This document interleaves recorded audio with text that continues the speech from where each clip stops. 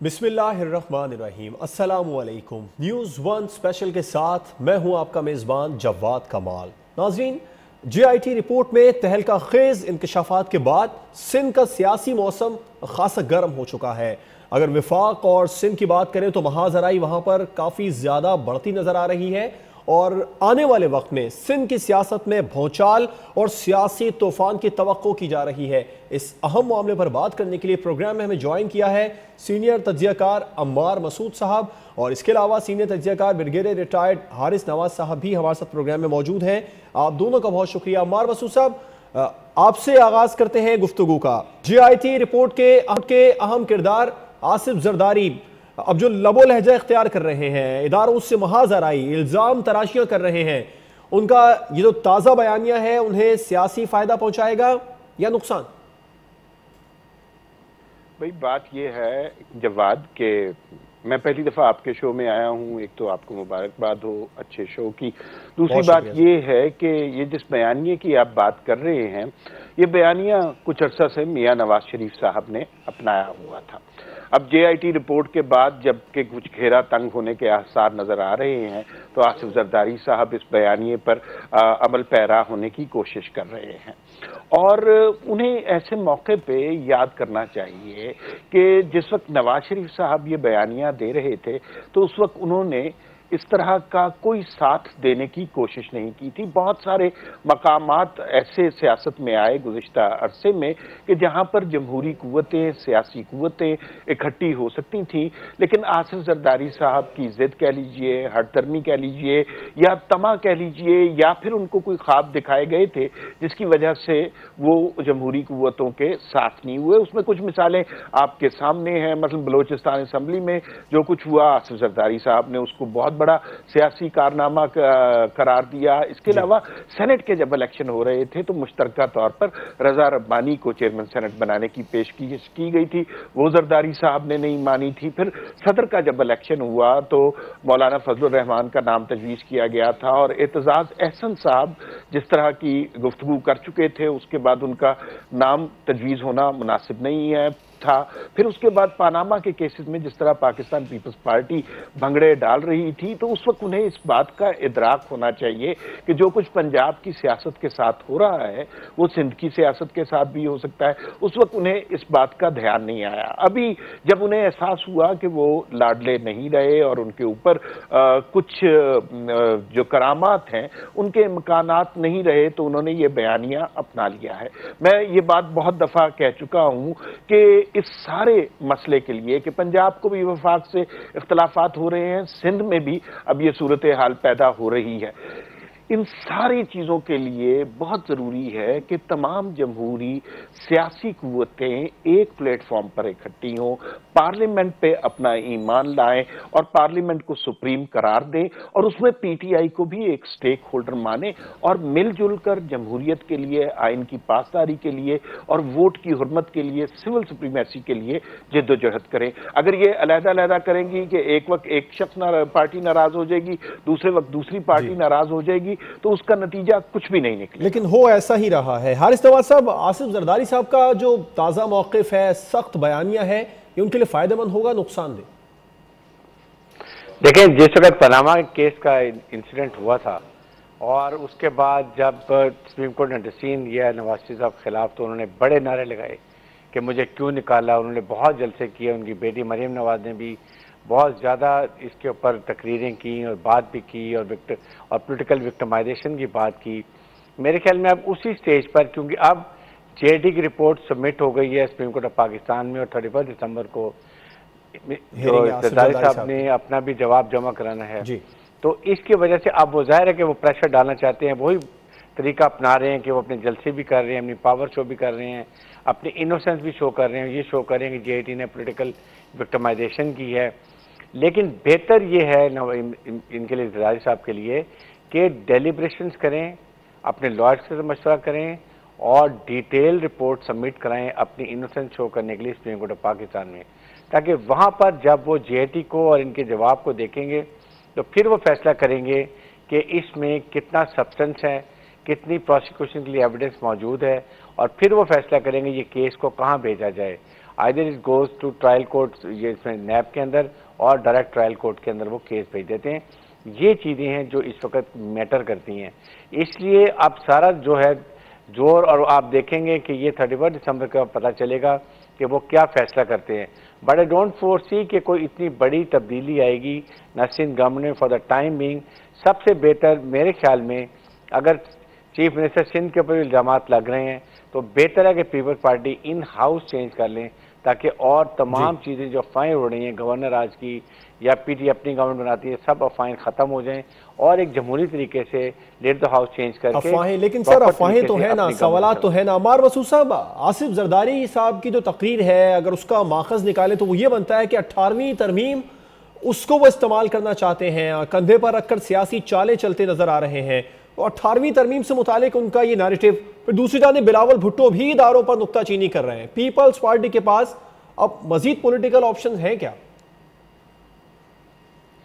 देखिए, सियासतदान के पास और सियासी जमातों के पास हमेशा पॉलिटिकल ऑप्शंस रहती हैं।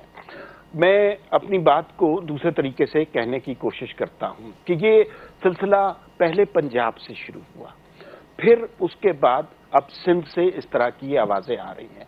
मुल्की तौर पर जिस तरह की सियासत हो गई है, इलेक्शन के बाद से जिस तरह की बातें होने लगी हैं, वो बातें हमने कभी इस समाज में, इस माशरे में हमने कभी सुनी नहीं थी। इसमें हमें इस बात को भी मलहूज़े खातिर रखना चाहिए कि यहाँ पर फरिश्ता कोई भी नहीं है, गलतियां सबसे हुई हैं। इस वक्त जो सबसे सेम सिचुएशन है वो ये है कि एक ट्रूथ एंड रिकंसिलिएशन कमीशन बनाया जाए जो पार्लियामेंट के ज़ेरे एहतमाम बने। हमसे माजी में गलतियां हुई हैं, हमें ये तस्लीम करना चाहिए।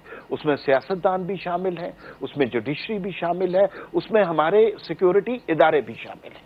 उन सब को गलतियां अपनी तस्लीम करनी चाहिए।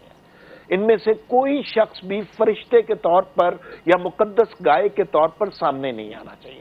सारे मिलकर बैठें, माजी की गलतियों को तस्लीम करें, मुस्तकबिल सारे मिलकर बैठें। सर, अगर आपकी बात को सामने रखें तो गुज़िश्ता दिनों जब नून लीग को पंजाब में पीपल्स पार्टी की जरूरत थी तो पीपल्स पार्टी की जानिब से जो GIT की रिपोर्ट नून लीग के खिलाफ आई थी, बड़ा बढ़ बढ़कर प्रेस कॉन्फ्रेंस की गई और ये कहा गया कि मियां साहब की करप्शन खुलकर सामने आ गई। और अब सिंध में पीपल्स पार्टी को शदीद जरूरत है, मगर नून लीग इस पोजीशन में नहीं है कि वो सिंध में मदद कर सके। क्या होगा? आप कह रहे हैं कि ये सियासी जमातें मिले, ये बैठती हुई नजर आ रही हैं मुस्तकबिल में? जवाब, ये जो हालिया वाकयात है ना, इससे गंभीर सूरत हाल है और हमें इसको समझना चाहिए कि आज नवाज शरीफ साहब जेल में हैं, शहबाज शरीफ साहब जेल में हैं, आसिफ जरदारी साहब के खिलाफ करप्शन के केसेस आ गए हैं और बड़े संगीन इल्जामात हैं उनके ऊपर। इन संगीन इल्जामात के अलावा अपनी पुअर गवर्नेंस का भी बोझ है। इस पैटर्न को जहन में रखते हुए हमें ये बात तस्लीम करनी चाहिए कि आज से साल के बाद, 2 साल के बाद इसी तरह के इल्जामात PTI की हुकूमत पर, इनके वजीरों पर लग रहे होंगे। ऑलरेडी भी बहुत सारे मौजूद हैं। बिल्कुल, अब भी लग रहे हैं। मैं इस हवाले से भी आपसे बात करूंगा। आगे बढ़ते हैं। हारिस नवाज साहब, सिंध का सियासी मंजरनामा किस जानिब जा रहा है? मेगा मनी लॉन्ड्रिंग केस है, उसकी GIT रिपोर्ट में वजीर आला का नाम, हुकूमती सतह पर भी करप्शन और मनी लॉन्ड्रिंग के मामलात उठाए जा रहे हैं। तो वजीर आला सिंध का क्या मुस्तकबिल देख रहे हैं?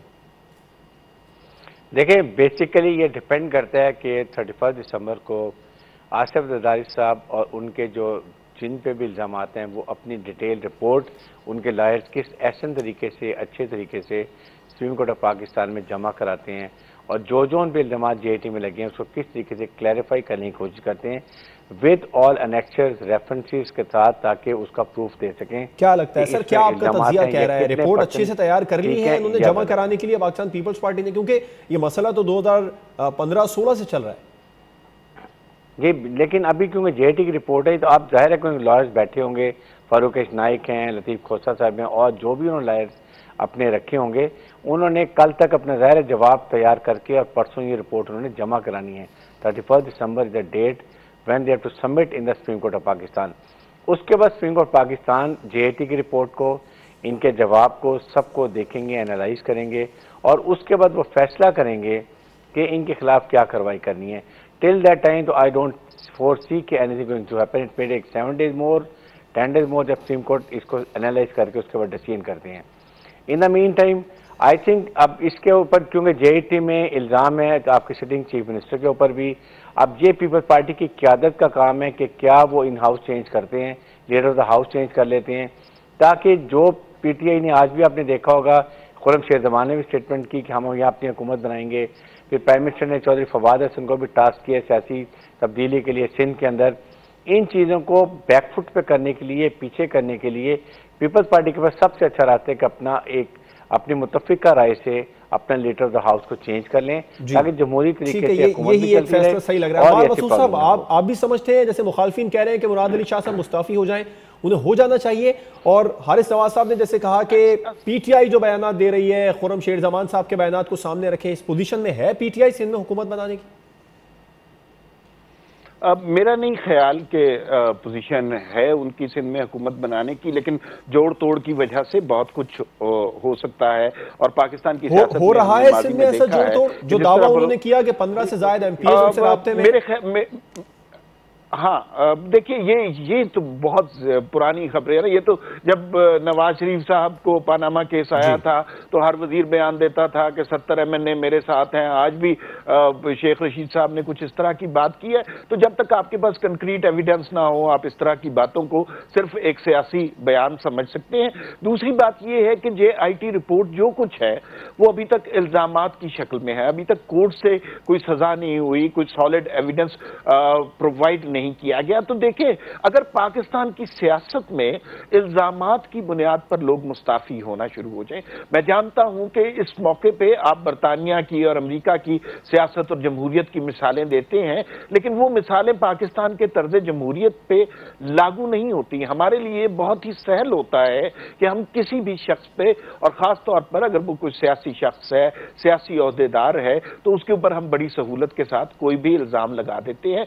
तो ये कोई इतनी अच्छी रवायत नहीं बनेगी कि अगर सिंध के चीफ मिनिस्टर रिजाइन कर दें. और मैं आपको ये बताऊं कि जो लबो लहजा है शेख रशीद साहब का, फवाद चौधरी साहब का, PTI के सरबराहवर्दा अरकान का, उससे बड़ी वाज़ेह तौर पर पता चल रहा है कि अगर वजीर आला इस्तीफा भी दे दें तो उस इस्तीफे से मामला हल नहीं होगा.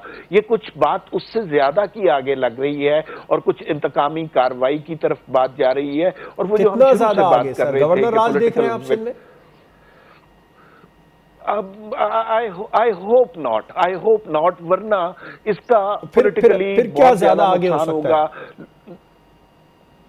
भाई देखिए, गवर्नर राज नहीं लगेगा, लेकिन सिंध को डिस्टेबलाइज करने की और उस हुकूमत को डिस्टेबलाइज करने की कोशिशें तो बड़ी वाज़ेह नजर आ रही है ना, कि आप जोड़ तोड़ करने की कोशिश कर रहे हैं, डिस्टेबलाइज करने की कोशिशें बहुत ज्यादा दिख रही हैं. हारिस नवाज साहब, लेकिन इसमें देखिए, एक जवाब में बात कर लूं, इसमें नुकसान ये होता है कि जब लोगों ने किसी एक पार्टी को वोट दिया होता है और उसने अवामी मैंडेट के तहत कोई एक हुकूमत बनाई होती है, फिर उसके बाद जब आप इस तरह की हरकतें करते हैं जिससे उस मैंडेट की तौहीन होती है, तो मेरा ख्याल में उसका असर उस इलाके पर, उस वोटर पर कोई अच्छा नहीं, वोटर पर असर होता है. हारिस नवाज साहब, जैसे अमार मसूद साहब कह रहे हैं कि जो वोटर्स हैं वो बड़े मुतासिर होते हैं.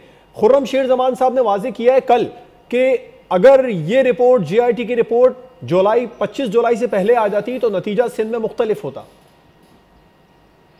देखें, वो तो बात फ़र्क है, लेकिन क्योंकि अब गवर्नमेंट बन चुकी है और गवर्नर आज इसलिए मुश्किल है कि 18 अमेंडमेंट में इसके ऊपर बहुत सख्ती है और विद इन पार्लियामेंट जो भी डिसीजन होता है वो किया जाता है. और इसकी वजह से गवर्नर आज को तो मेरे ख्याल में ऑलमोस्ट हमें for the timing roll out कर देना चाहिए. लेकिन और तरीके गवर्नमेंट के पास बहुत हैं. नंबर 1 है कि अगर ज़्यादा जोर से तमाम सिंध की पोलिटिकल पार्टीज बाकी की तरफ से जोर पड़ता है, पीपल्स पार्टी पर प्रेशर आता है, और उसके बाद जिस तरह अगर के 31 दिसंबर के बाद सुप्रीम कोर्ट ऐसा ऑर्डर इशू करते हैं जिनके लिए असरदारी और फैमिली के लिए और ज़्यादा मुश्किलात हो जाती हैं, उस सूरत में पीपल्स पार्टी के बाद हमारे पास सिंध में 2 ऑप्शन रह जाती हैं. एक ऑप्शन ये कि आपका जो लीडर ऑफ द हाउस है उनको चेंज कर दी जाए, डेमोक्रेटिक तरीके से पीपल्स पार्टी नए अपने लीडर को ले आते हैं और डेमोक्रेटिक प्रोसेस चलने लग जाता है.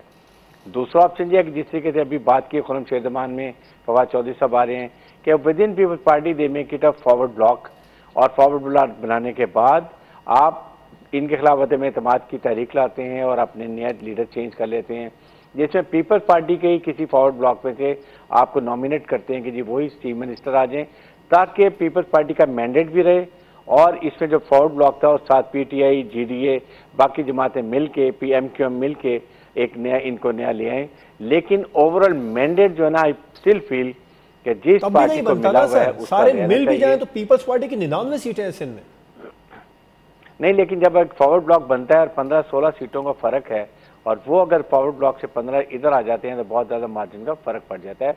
इट इज पॉसिबल, गवर्नमेंट कर सकती है, लेकिन गवर्नमेंट को स्टेज पे नहीं करना चाहिए, अवाम के मैंडेट का ख्याल करना चाहिए। इन house change, leader of the house change कर लें, पीपल्स पार्टी सबसे बेहतर ऑप्शन है। वरना पीपल्स पार्टी का अगर फॉरवर्ड ब्लॉक बने तो उसमें से सीएम को लाके बाकी सपोर्ट है। जमहूरी तरीके से leader of the house change होना चाहिए। हारिस नवाज साहब, अम्मार मसूद साहब हमारे साथ प्रोग्राम में मौजूद है, जाना होगा जिसके बाद हम बात करेंगे जीआईटी रिपोर्ट के बाद जो इंकशाफात हुए हैं, तहलका खेज इंकशाफात, उस पर मुखालिफिन ये कह रहे हैं कि पीपल्स पार्टी जवाब नहीं दे रही, सियासी मौकिफ अपना रही है। क्या बात होगी और क्या पाकिस्तान पीपल्स पार्टी का मौकिफ दुरुस्त है, इस पर बात एक ब्रेक के बाद।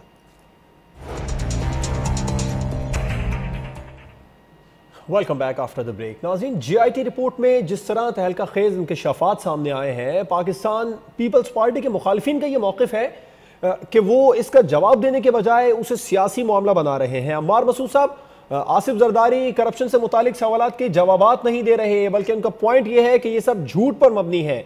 दुरुस्त बात है ये मुखालिफिन की? देखिए, आप मुखालिफिन से मुराद अगर पीटीआई की हुकूमत दे रहे हैं, मेरे ख्याल में आपका उन्हीं की तरफ इशारा है। तो देखिए, उन्होंने गुज़िश्ता 5 साल और जितने दिन हुकूमतें आए हुए हैं, सवाए मुखालिफिन पे इल्ज़ामात के अलावा कुछ भी नहीं किया, और ये उनकी तर्ज सियासत है और इससे मफर मुमकिन नहीं है।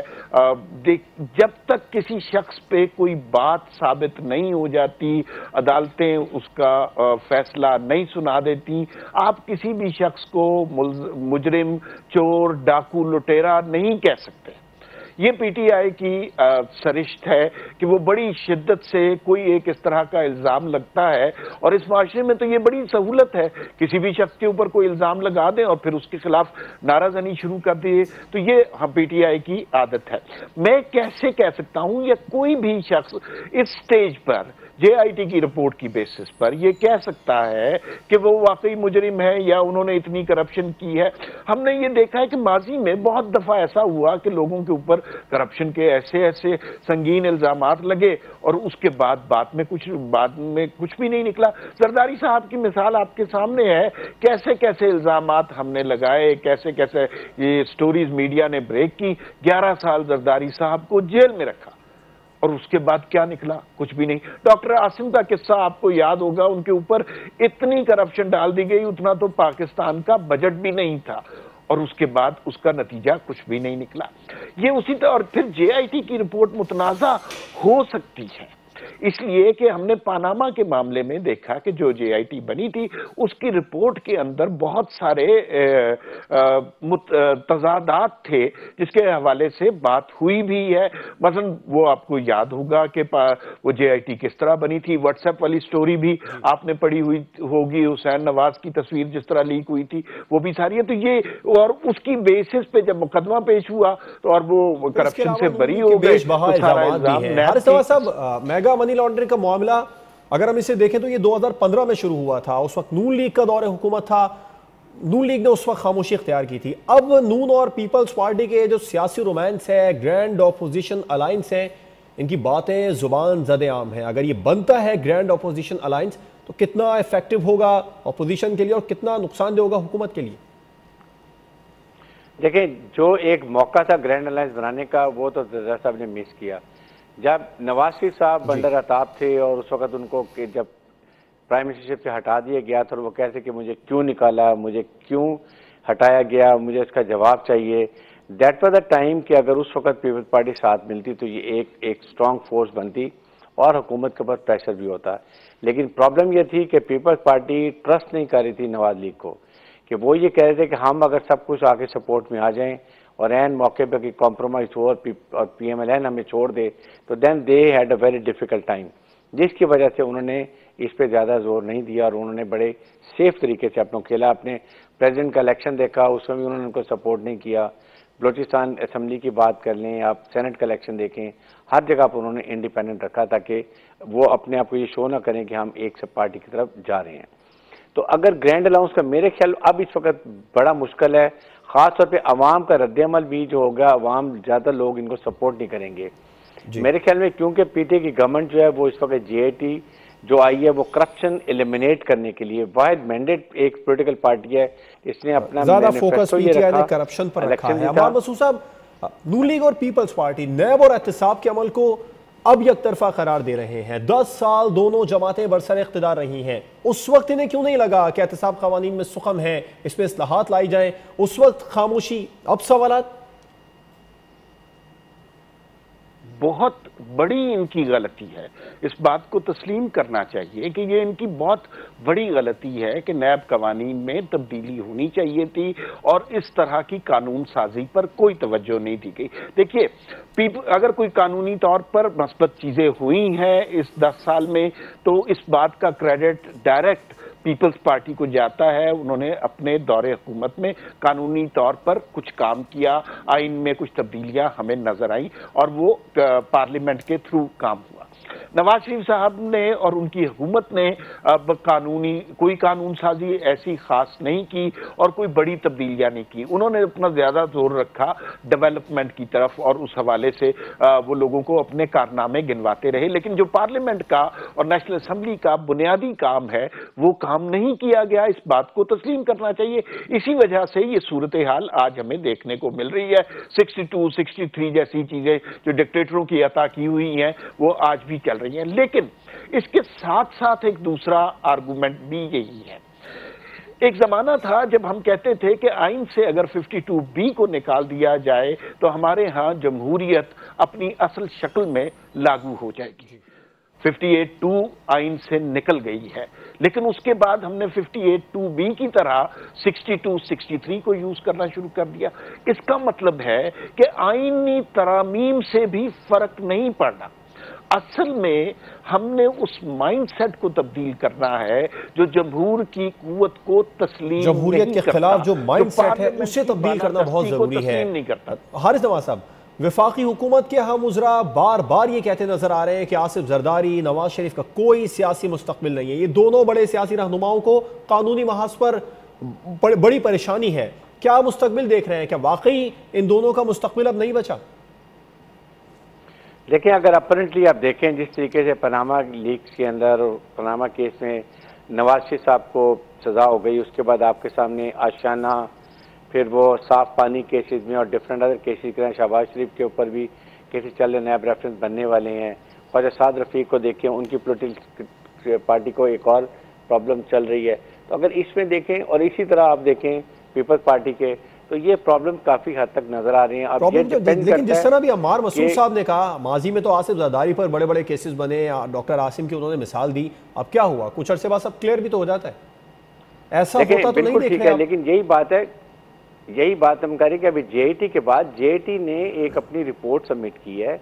अभी काफी ज्यादा इस पे काम होना बाकी है। सुप्रीम कोर्ट ने अपना ऑब्जर्वेशन देनी है, फिर उन्होंने ट्रायल कोर्ट के लिए किसी को डायरेक्ट करना है, चाहे नैब को करेंगे अदालत को या किसी और अदालत को केस भेज देते हैं वहां पर आके, क्योंकि अगर वहां पर अरेस्ट वगैरह होते हैं तो उससे दोनों पॉलिटिकल पार्टी को बहुत नुकसान होगा और उस सूरत में पीपल्स पार्टी सिंध में थोड़ी सी वीक होगी। मे बी उस वक्त जो इनके अंदर भी कुछ ऐसे अनासर होंगे या पीपल्स पार्टी के ऐसे नाराज एमपीएस होंगे जिनको ज्यादा लुक आफ्टर नहीं किया गया या कोई ऐसे ओहदे नहीं दिए गए, तो वो फॉर्म साबित होंगे पीपल्स पार्टी के लिए।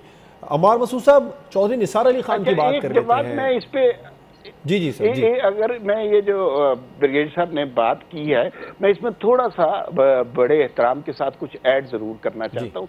वो ये है कि ब्रिगेड साहब ने इस खदशे का इजहार किया कि अगर इनको जेल वगैरह हो गई तो उसके बाद इन पार्टियों का मुस्तकबिल मखदूश हो जाएगा। मेरा नहीं ख्याल कि जब अवामी वोट से लोग मुंतखब हुए होते हैं, ऐसा होता तो रहा है ना सर। नवाज शरीफ साहब को कितना नुकसान हुआ जेल में जाने के बाद? नहीं, मैं आपको एक और मिसाल देता हूं कि हमने 11 साल इसी मुल्क में कोशिश की कि पीपल्स पार्टी का कोई शख्स नाम भी ना ले।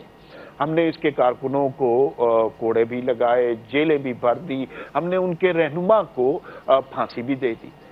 क्या उससे पीपल्स पार्टी खत्म होगी? पीपल्स पार्टी उससे बिल्कुल खत्म नहीं हुई। वक्ती तौर पर एक डिक्टेटर का ये फसूं जरूर था, एक ख्वाब जरूर था कि उसने पीपल्स पार्टी को खत्म कर दिया। जो अवामी पार्टियां होती हैं, जिनकी रूट्स अवाम में होती हैं, वो कभी इस तरह खत्म नहीं होती। इसी तरह आपको याद होगा कि जब जनरल मुशर्रफ साहब आए थे तो बेनजीर भुट्टो शहीद और फिर नवाज शरीफ, ये दोनों सियासत में हिस्सा नहीं ले सकते थे। लेकिन सर फर्क बहुत पड़ता है, यही सियासी रहनुमा साथ मिलते हैं तो फिर डिक्टेटर को फायदा होता है ना। अगर सियासी रहनुमा साथ ना मिले तो डिक्टेटर को फायदा ना हुआ। अम्मार मसूद साहब, हारिस नवाज साहब हमारे साथ प्रोग्राम में मौजूद। एक ब्रेक की जानिब जाएंगे, चौधरी निसार अली खान की बात करेंगे। तवील अरसे बाद वो मंजर आम पर आए और उन्होंने भी एहतसाब के निजाम पर सवालात उठाए हैं। एक ब्रेक के बाद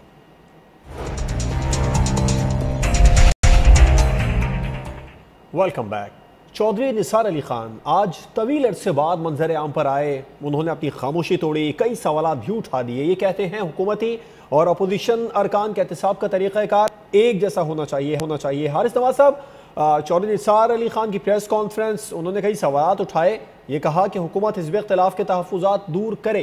क्या मौक़िफ़ है आपका? देखिए, बेसिकली बात यह है कि जब अब एहतसाब हो रहा है, चाहे वो गवर्नमेंट के मिनिस्टर्स का हो या अपोजिशन का हो, it has to be transparent across the board and free and fair. इस पे तो कोई भी दो राय नहीं है। और ये जाहिर है कि इस वक्त हुकूमत के भी कुछ वज़रा हैं खिलाफ चल रहे हैं, लेकिन बेसिकली बात यह है कि वो क्या चार्जेस हैं, कितने सीरियस चार्जेस हैं, क्या उनके वज़रा इसमें कोई हिंड्रेंस कर रहे हैं, या एहतसाब अदालत को या इसको नैब कोर्ट्स को कोई वहाँ पर वो इन्फ्लुएंस करें, तो फिर तो हमें ज़रूर उनको ऐसा कहना चाहिए और सख्ती भी करनी चाहिए। इसके साथ अगर हम देखें तो दूसरे जो केसेस है, शहबाज शरीफ का देखें तो वो उस वक्त बाहर थे तो काफ़ी इन्फ्लुएंस कर रहे थे, विटनेस को प्रॉब्लम हो रही थी, हरासमेंट हो रही थी, जिसकी वजह से मेरे ख्याल में नैब ने सोचा, ख़ास तौर पर पंजाब ने, कि जी हम उनको अरेस्ट करें ताकि वो इन्फ्लुएंस ना करें और प्रॉपर एविडेंस प्रोसिक्यूशन के लिए वो अवेलेबल कर सकें। तो जिसकी वजह से ये फील होता है कि कहीं नैब जो है वो हुकूमत को थोड़ी सी तरजीह दे रही है। ऐसी बात नहीं है। नैब इज़ ऑटोनमस बॉडी। जिस वक्त भी वो फील करेंगे कि सफिशेंट एविडेंस प्रोसिक्यूशन की है, चाहे वो परवेज़ खटक साहब हों या उनके चीफ मिनिस्टर हों या कोई और वजीर हों, तो वो उसी वक्त अपनी कानूनी कार्रवाई करते हैं। कानूनी कार्रवाई होनी भी चाहिए। अम्मार मसूद साहब, पाकिस्तान तहरीक इंसाफ को पार्लियामेंट में नंबर्स गेम को लेकर बहुत मुश्किलात का सामना है। अब आने वाले दिनों में फौजी अदालतों में तोसी और दीगर अहम मामलात हैं जो उनके सर पर खड़े हैं। तो कानून साजी और आईनी तरमीम के लिए क्या ऑप्शन हैं हुकूमत के पास?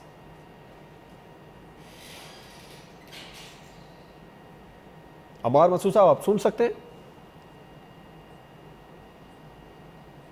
जी, हारिस नवाज साहब, आप इस सवाल का रिस्पॉन्ड कर दें। पीटीआई के पास, हुकूमत के पास मजीद क्या ऑप्शंस हैं पार्लियामेंट में कानून साजी के लिए?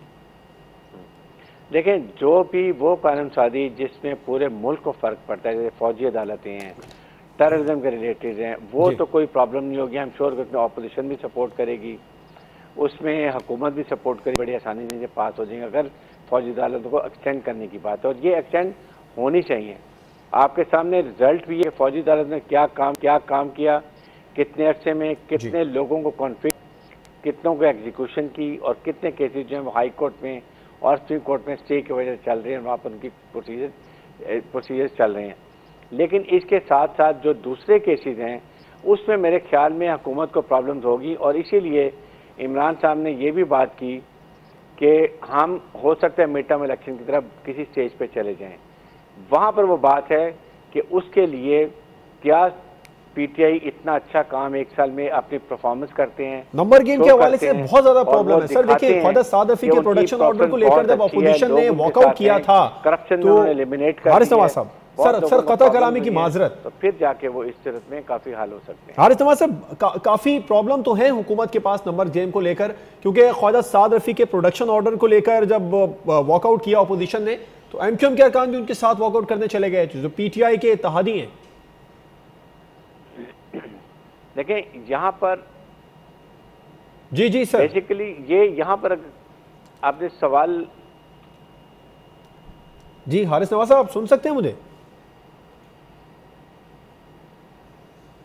हारिस नवाज साहब, अगर आपको आवाज आ रही है तो हमने बात की है नंबर्स गेम को लेकर, जो नंबर्स गेम का प्रॉब्लम चल रहा है पाकिस्तान तहरीक इंसाफ की हुकूमत के लिए पार्लियामेंट के अंदर। हमने वॉकआउट करते देखा, जब अपोजिशन अरकान ने वॉकआउट किया ख्वाजा साद रफी के प्रोडक्शन ऑर्डर के हवाले से, उसमें MQM के अरकान भी शामिल थे। तो बहुत ज्यादा प्रॉब्लम है PTI के लिए कानून साजी के हवाले से।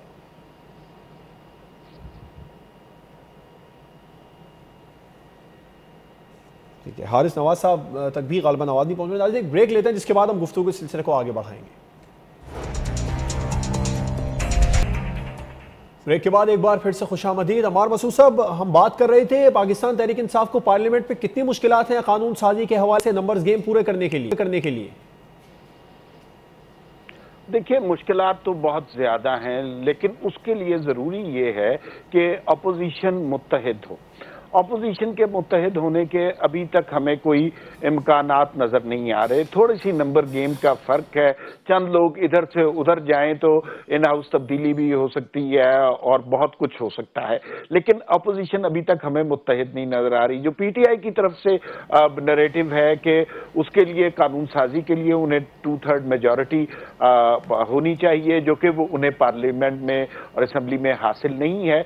इसलिए बाज़ औक़ात ये कयास भी किया जा रहा है कि मुख्तलिफ सियासी जमातों को मुख्तलिफ तरीकों से प्रेशराइज करके उस नरेटिव पर लाने की कोशिश की जा रही है जो PTI का नरेटिव है। ठीक है हारिस नवाज साहब, जो फॉरवर्ड ब्लॉक की बातें हो रही हैं, अब बहुत ज्यादा जुबान ज़दे आम है, कितनी सदाकत लगती है आपको इन बातों में? मरियम नवाज, बिलावल भुट्टो ये मुत्तहिद रखने में कामयाब हो जाएंगे दोनों जमातों को?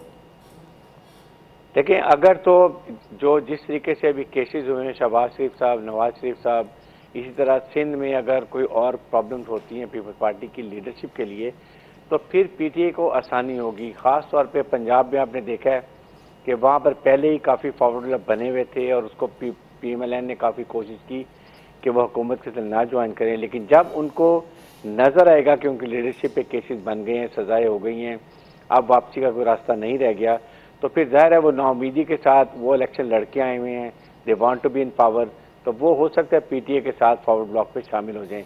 इसी तरह सिंध की हुकूमत के लिए भी प्रॉब्लम हो सकती है फॉरवर्ड ब्लॉक की, और ओवरऑल सिंध के कुछ MNAs भी जो जाके हुकूमत का साथ दे सकते हैं अगर उस पर कहीं ना कहीं लेटर स्टेज पर हो। डिपेंड करता है कि PTI कितनी अच्छी पॉलिसी रखते हैं, करप्शन के खिलाफ कंटिन्यू रखते हैं, अवाम की सपोर्ट इनको कितनी रहती है, PTI की पॉलिसी डिपेंड करती है। अमार मसूद साहब, आप समझते हैं मरियम नवाज अपनी जगह, बिलावल भुट्टो अपनी जगह अपनी जमातों को मुत्तहिद रख सकेंगे, फॉरवर्ड ब्लॉक नहीं बनने देंगे?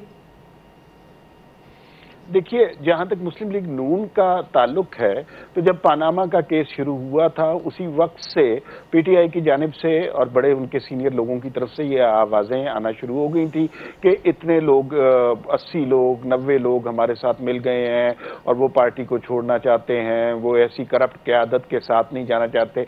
इलेक्शन से पहले ये शोर ज़्यादा मचना शुरू हो गया, लेकिन हमने गुज़िश्ता कुछ अरसे में देखा कि कोई एक शख्स भी ऐसा नहीं नज़र आया कि जिसने पार्टी छोड़ी हो। इसलिए कि शायद मेरे गुमान के मुताबिक उन्हें यह अंदाज़ा हो रहा है कि ये जो कुछ हो रहा है ये नाइंसाफ़ी हो रही है, एक सियासी जमात की हक तलफी हो रही है, उनके मैंडेट के साथ ज़्यादती हो रही है, और अगर उन्होंने इस वक्त पार्टी को छोड़ा तो उससे उनकी अपनी सियासी साख को नुकसान होगा। दूसरी बात ये है कि मेरा ये जो फॉरवर्ड ब्लॉक की हम बात कर रहे हैं, कानूनी तौर पर भी और आईनी तौर पर भी फॉरवर्ड ब्लॉक ये ठीक नहीं है, जमहूरियत के लिए नुकसानदेह है। सर वक्त बहुत कम है, मुख्तसर रिस्पॉन्ड कर दीजिएगा हारिस साहब। बन भी नहीं सकता, लेकिन बनते रहे हैं माजी में। अच्छा हारिस नवाज साहब, अपोजिशन अरकान नैब पर, हुकूमत पर तनकीद कर रहे हैं कि सिर्फ हिज़्ब इख्तिलाफ और सियासी मुखालफिन को निशाना बनाया जा रहा है। अब इस तनकीद के बाद आप समझते हैं कि हुकूमती अरकान के गिर्द भी घेरा तंग होगा? देखिए, हुकूमत के खिलाफ तो पहले केसेस चल रहे हैं। प्रॉब्लम ये है कि एक उस तरह घेरा तो तंग नहीं है ना सर। परवेज खटक साहब आजाद हैं, अलीम खान साहब आजाद हैं, देखिए आजाद साहब के अपने ऊपर केस है, वो भी आजाद है। बिल्कुल ठीक है, आजाद इसलिए हैं कि जब जिस वक्त ये इंक्वायरी इस स्टेज पर आती है जहां पर नैब के पास सफिशिएंट प्रोसिक्यूशन के लिए एविडेंस आ जाती है और वो समझते हैं कि अब हम इनके खिलाफ घेरा तंग कर सकते हैं, तो उनके अरेस्ट भी किया जा सकता है, उनके खिलाफ इन्वेस्टिगेशन स्टार्ट हो सकती है, इंक्वायरी स्टेज से इन्वेस्टिगेशन में चली जाती है। तो ये डिपेंड करता है कितनी जल्दी इनके खिलाफ आपके पास जैसे ही एविडेंस आएंगी वो यहाँ पर भी कार्रवाइयां करेगा। अम्मार मसूद साहब, हारिस नवाज साहब, आप दोनों का बहुत शुक्रिया। के लिए मुश्किलात तो हैं, ना चाहते हुए भी पब्लिक अकाउंट्स कमेटी का चेयरमैन शहबाज शरीफ को बनाना पड़ा। ख्वाजा साद रफी के प्रोडक्शन ऑर्डर भी हुकूमत नहीं चाह रही थी देना, वो देना पड़े। अगर इन दोनों जमातों का एक रहता है, दोनों बड़ी जमातें अपोजिशन का, तो आने वाले दिनों में हुकूमत के लिए मुश्किलात भी हैं और बड़ा सियासी बहरान भी पैदा हो सकता है। इजाज़त दीजिए, अल्लाह हाफिज़।